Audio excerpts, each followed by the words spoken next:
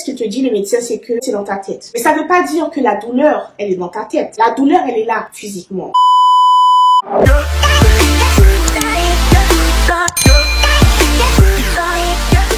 Hello mes Powers, bienvenue sur ma chaîne. Merci d'être de retour parmi nous. Alors comme vous pouvez le voir, je suis rentrée à la maison. Aujourd'hui, je voulais juste vous faire un petit coucou et vous dire que je suis bien rentrée parce que j'ai eu beaucoup de messages de soutien aussi. J'ai eu beaucoup de personnes qui ont pris des nouvelles tous les jours, qui continuent à prendre des nouvelles. Ça me fait hyper plaisir de savoir que certaines personnes que je ne connais pas forcément veulent prendre de mes nouvelles. Alors si vous le saviez pas, j'étais un petit peu absente ces dernières semaines parce que j'ai été hospitalisée. À chaque fois que je serai hospitalisée, de toute façon, je vous tiendrai au courant. En gros, si vous voyez que je suis absente sur ma chaîne pendant quelques temps, soit je suis en grosse crise à la maison, que j'arrive pas à gérer, soit je suis hospitalisée, ou soit j'ai des problèmes perso. Voilà. Aujourd'hui, cette vidéo, je vais juste vous faire un petit débrief de mon hospitalisation vite fait. Mais tout d'abord, avant de commencer cette vidéo, je vais vous demander de vous abonner à ma chaîne, bien sûr, si vous ne l'avez pas déjà fait. Je vous demanderai aussi d'activer la petite cloche en bas. Comme ça, tu ne rateras aucune vidéo de ma part. N'est-ce pas? Tu ne peux pas rater des vidéos de ma part. Tu peux partager, tu peux aussi me laisser des commentaires. Je réponds toujours aux messages. Voilà. N'oubliez aussi pas de me suivre sur Insta, que je laisserai ici en bas.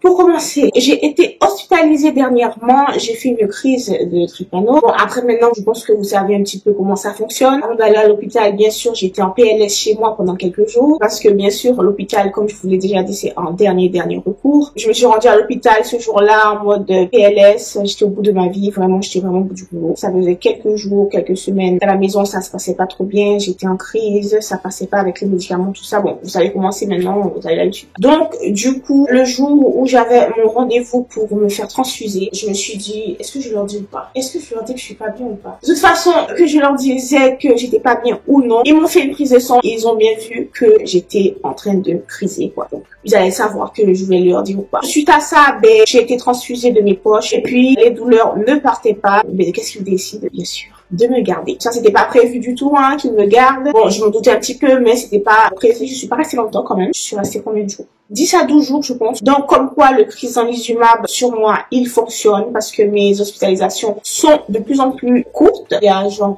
6 mois de ça. Je me fais hospitaliser. Je reste au moins 1 mois et demi, 2 mois minimum. Là, franchement, je suis super contente parce que je reste moins longtemps et donc ça me permet de passer bien sûr plus de temps à la maison. Même si je suis en PLS parfois, mais je préfère vraiment être chez moi qu'être dans une chambre enfermée. Donc, durant mon hospitalisation, bien sûr, la crise, en quelques jours, elle est pas passée avec les médicaments qu'on m'administrait. Ensuite, la crise est partie. Et moi, j'étais genre en mode, ouais, la crise elle est partie, c'est bon, je vais pouvoir rentrer chez moi en moins d'une semaine. Super, top.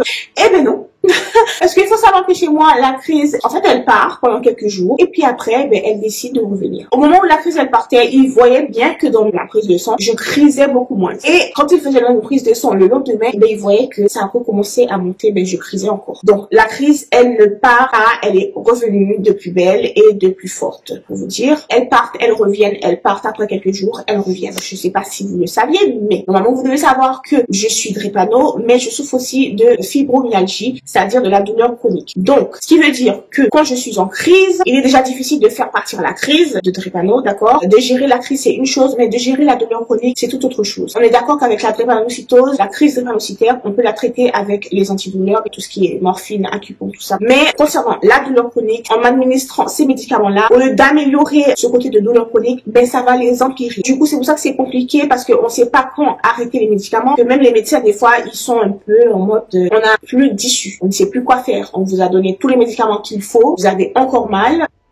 On ne sait plus quoi faire. Donc, pour l'instant, on est obligé de rester comme ça. En gros, pendant quelques jours, je suis obligée de souffrir le temps que ça passe tout seul. Et donc, ce qui m'expliquait, c'est que la douleur chronique, il va falloir que je cherche un autre moyen qu'un moyen médicamenteux pour essayer de faire passer cette douleur-là. Parce que cette douleur chronique ne passe pas avec les antalgiques. Il faut savoir que j'ai vraiment tout essayé. Je suis désolée si vous entendez des oiseaux. J'ai ouvert ma porte et parce que j'ai chaud. Donc, il y a des oiseaux qui... voilà, il y a des oiseaux dehors. Bref.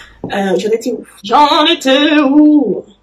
En fait, niveau fibromyalgie, douleur chronique, il faudrait que je trouve un autre moyen de prendre en charge cette douleur-là. Et si je peux vous expliquer un peu chez moi, en tout cas, ça se manifeste comment, c'est quoi les symptômes de la douleur chronique. En gros, je dirais que c'est comme les douleurs de crise. Parce que quand j'ai des douleurs de crise, c'est surtout les articulations. En fait, j'ai mal partout dans le corps. Et la douleur chronique, ben, c'est aussi ça, mais moi, c'est aussi la tête. Mais c'est pas une migraine genre normale. C'est une migraine vraiment poussée et qui ne part pas. J'ai essayé pas mal de médicaments. Et même quand elle est calmée, parce que ça s'arrive tout se calmer, je sens que cette douleur à la tête, elle est encore là, mais qu'elle est juste endormie en fait. N'importe quel effort que je vais faire, ou même par exemple si je me lève trop vite, eh ben ça peut déclencher cette douleur-là. J'ai vu des médecins en neurosciences, on l'appelle le docteur de la douleur. Il m'a déjà fait tout essayer comme antalgique pour la douleur chronique. Je peux vous dire que c'est une douleur atroce. Alors je connais la douleur, je supporte bien la douleur, mais je peux vous dire que quand vous êtes en crise et que en même temps vous avez votre douleur chronique, parce que la douleur chronique c'est une douleur qui est quotidienne, tous les jours, c'est pas une douleur qui part. Ce qui m'expliquait, c'est que c'était un cercle vicieux. La douleur est là, tu veux la faire partir, du coup tu prends des médicaments, mais ton corps il est habitué aux médicaments et puis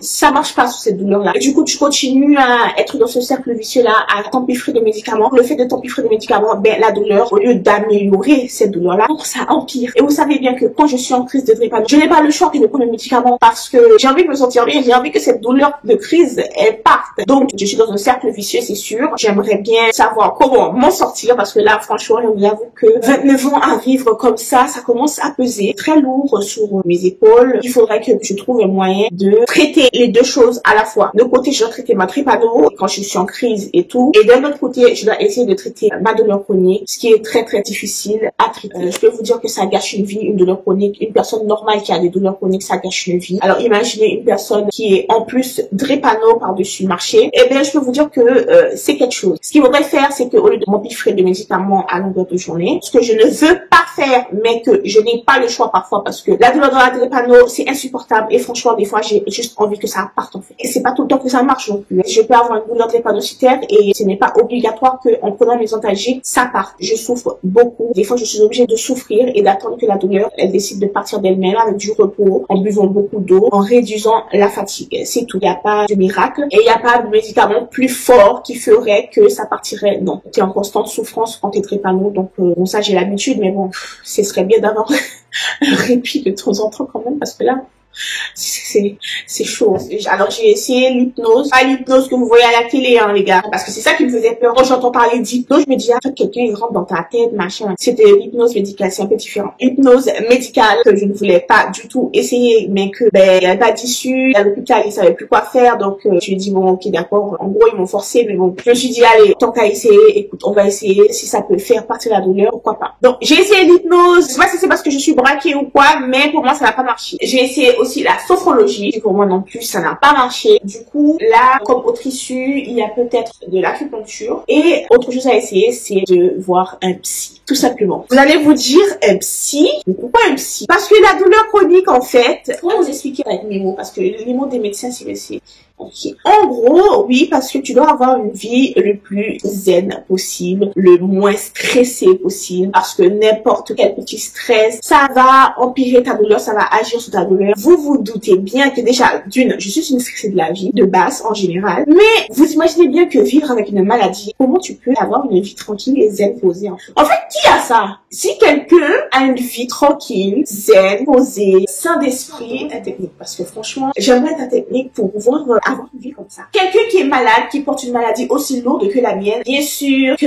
je ne peux pas avoir une vie en mode zen, en mode pas de problème, à la cool Raoul, non, c'est juste impossible. Et en plus de ça, je suis une stressée de la vie entière. Pourquoi le psy? Je voudrais voir le psy pour parler des problèmes, pour évacuer certaines choses, pour essayer de faire en sorte que cette douleur, elle se calme. Le fait de parler, le fait d'être moins stressé, c'est mental en fait. Ce qu'il te dit le médecin, c'est que c'est dans ta tête. Mais ça ne veut pas dire que la douleur, elle est dans ta tête. La douleur, elle est là physiquement. Mais tout se passe là-dedans. C'est dans ta tête parce que c'est toi qui peux contrôler cette douleur en gros. Moi je n'y arrive pas pour l'instant, je vous dis clairement, j'arrive pas à contrôler cette douleur. On me dit c'est dans ma tête, oui, mais tu dois penser positivement pour que ça agisse positivement sur ton corps. Donc, si tu ne crois pas, bien sûr que ça va pas s'améliorer, donc il faut y croire, c'est mentalement. Bon, c'est juste un peu compliqué tout ça, donc je parle de ça brièvement, mais en gros c'est ça. En tout cas je peux vous dire que le mélange des deux, c'est quelque chose quoi. Parfois j'arrive pas à gérer, je mens pas, j'arrive pas à gérer. Parfois je suis douloureuse, je me demande est-ce que cette douleur là c'est ma douleur de drépano. Oui, je connais ma douleur de drépano, mais parfois je peux ne pas la reconnaître. Elle se rapproche tellement de ma douleur chronique et que maintenant elle se mélange tellement entre elles que j'ai du mal à distinguer si c'est la douleur de drépano ou la douleur chronique qui prend le dessus. Donc voilà, c'est un peu compliqué, c'est difficile à gérer. Il faudrait que je prenne du temps pour moi, que j'essaie plein d'autres trucs que la voie médicamenteuse. Pour revenir à mon hospitalisation, ils m'ont laissé sortir, mais j'étais pas en mode wouhou, pète la forme, je suis à bloc. Non, je suis sortie parce que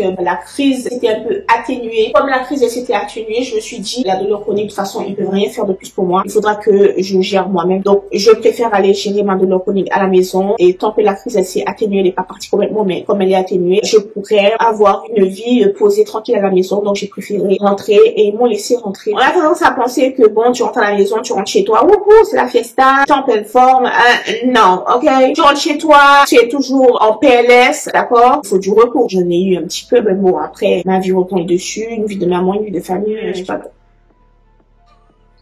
Corbeau. J'ai pas le temps de me reposer comme à l'hôpital. C'est très dur à gérer la douleur à la maison quand tu rentres d'hospitalisation parce que tu reprends ta vie normale en fait et que t'as pas le temps de te reposer comme à l'hôpital. Quand tu rentres chez toi et que tu fais des efforts, ben bien sûr que la douleur elle reprend. Après la douleur à la maison, bon pour l'instant ça nécessite pas une hospitalisation, mais c'est très difficile à gérer. Je vais pas mentir, franchement c'est dur. C'est très très dur pour moi en ce moment. Même si je ne suis pas à l'hôpital, c'est pas que tout va bien. Je suis pas très bien, je suis très fatiguée. C'est quelque chose quoi. C'est quelque chose. Malgré tout ça, je suis hyper contente d'être rentrée. On est quand même beaucoup mieux chez soi et on mange beaucoup mieux. Si vous me suivez sur Instagram, vous avez vu les horreurs que je mangeais à l'hôpital. Il y en a qui avaient pitié de moi. Ils disaient, mais il y a personne qui te ramène à manger. Je dis, mais non. Mon mari, il travaille, il a la petite à gérer, il peut même pas venir me voir. Non, j'ai personne. Mais bon, bref, c'est passé. Je suis rentrée, je suis contente d'être rentrée. Les douleurs sont encore là. Elles ne sont pas complètement parties. De toute façon, moi, si vous avez l'habitude sur ma chaîne, j'ai toujours une douleur de base au moins à 4 qui ne part jamais. Je suis jamais à 0. Si vous y a drépano qui souffre aussi de fibromyalgie ou de douleurs chroniques, merci de me laisser des messages pour me dire comment vous arrivez à gérer la drépano d'un côté et la douleur chronique de l'autre. J'aimerais bien avoir des petits tips si vous avez réussi à gérer tout ça et comment vous avez fait parce que moi je suis perdue, j'avoue. Je voulais remercier toutes les personnes qui m'ont envoyé des messages, qui ont pris de mes nouvelles, qui ont voulu savoir comment j'allais. Franchement, c'est adorable, ça me fait plaisir que tu as pris de mes nouvelles, que ça t'intéresse. Merci beaucoup. À tous les drépas, on se comprend, vous savez, vous n'êtes pas seul. Malgré que vous m'écoutez, il n'y a qu'une personne qui est drépano comme moi qui pourra vraiment, vraiment, vraiment comprendre de quoi je parle et comment la douleur, elle est lourde à porter surtout et elle est insupportable. La drépanocytose gâche littéralement. On a fini mon petit update d'hospitalisation et pour vous expliquer un peu en gros la douleur chronique un peu plus sur ça parce que ça aussi, ça fait partie de ma vie. Ça fait partie du fait que pourquoi ma drépanocytose est aussi sévère et pourquoi mes douleurs mettent longtemps à partir, enfin à partir. À partir c'est un gros mot parce que ça part jamais. Pourquoi elles mettent longtemps à s'atténuer. Voilà, j'espère que vous avez aimé cette petite vidéo en mode, je suis en mode